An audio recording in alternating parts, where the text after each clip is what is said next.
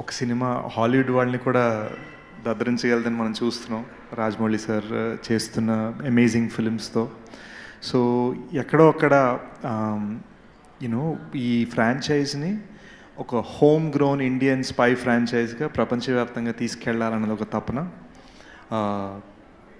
Vinay is our new director and he has a great vision. In fact, మేము గూఢచారి major చేస్తున్నప్పుడు నేను శశి ఎప్పుడు డౌట్లో ఉన్న వినయ్ కన్ఫర్మ్ చేస్తే మేమిద్దరం ఒప్పుకునేవాళ్ళం. So I think it's gonna be massive.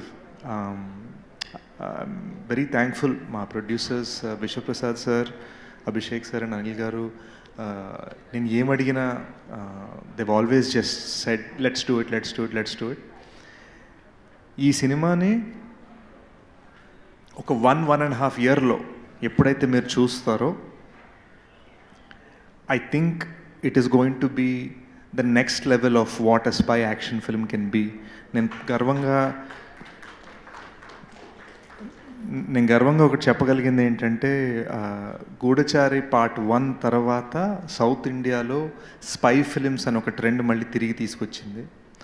And ఈ రోజున G2 అనేది ఆల్ ఇండియన్ ఫ్రాంచైజ్గా ఈ సినిమాతో ఆల్ ఇండియా ఫ్రాంచైజ్గా మారబోతోంది.